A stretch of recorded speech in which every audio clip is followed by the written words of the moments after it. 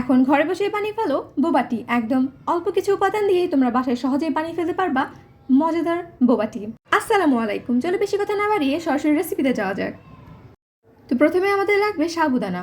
একটা ব্লেন্ডারে আমরা কিছুটা পরিমাণে সাবুদানা যেরকম আমরা বানাতে চাই, তারপরে কিছুটা পরিমাণে চিনি আর কোকো পাউডার দিয়ে আমরা ভালোভাবে ব্লেন্ড করে নিব। ব্লেন্ড হয়ে গেলে একটা বাটিতে ঢেলে সেখানে হালকা হালকা করে পানি দিব আর এটাকে মেশাবো। এটা একটু টাইটই থাকবে কারণ বোবাটির বলসগুলো একটু টাইট হবে, কারণ এগুলো একটু খাওয়ার সময় চিবিয়ে লাগবে। তো এখানে আমাদের ডো একদম ভালোভাবে হয়ে গেছে। এখন এখানে আমরা ছোট ছোট বল বানিয়ে নিব। তোমরা তোমাদের সাইজ অনুযায়ী বানিয়ে নিবা, যেরকম আর কি তোমাদের স্ট্রর সাইজ সেরকমভাবে তোমরা বলসগুলো বানিয়ে নিবা। বলসগুলো যখন বানানো হয়ে যাবে তখন এটাকে কিছুক্ষণ আমরা বয়েল করে নিব গরম পানিতে।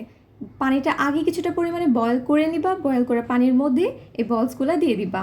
তারপর এটাকে 5 থেকে 10 মিনিট বয়েল করবা, তাহলেই তোমাদের বোবাটির বলসগুলো সিদ্ধ হয়ে যাবে। আর এটা সিদ্ধ হতে হতে আমরা এখানে একটা ড্রিঙ্কস বানিয়ে নিব, যেটা দিয়ে আমরা বোবাটি বানাবো। তো এর জন্য প্রথমে আমরা একটা মিক্সিতে কিছুটা পরিমাণে দুধ নিব, এখানে কিছুটা স্বাদ মতো চিনি দিব, আর আমরা কফি ইউজ করব। আর তোমরা চাইলে এখানে কফিটা স্কিপ করে মিল্কশেকও বানিয়ে নিতে পারো, এইটাও অনেক মজা হয়।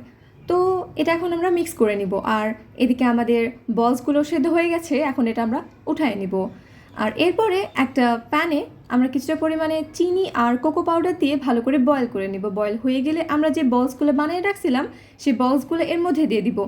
এরপর যতক্ষণ না পর্যন্ত এই মিশ্রণটা বলগুলোর সাথে একদম মাখো মাখো হয়ে যাবে ততক্ষণ পর্যন্ত আমরা এটা বয়েল করব। আর মনে রাখতে হবে গ্যাসটা মিডিয়াম টু লোয়ে রাখতে হবে, খুব বেশি জাল করা যাবে না, না হলে এটা পুড়ে যাওয়ার সম্ভাবনা থাকবে। 2-3 মিনিট বয়েল করলেই দেখবো যে আমাদের এই মিশ্রণটা একদম মাখো মাখো হয়ে গেছে। এরপর এটাকে আমরা নামিয়ে ঠান্ডা করে নিব।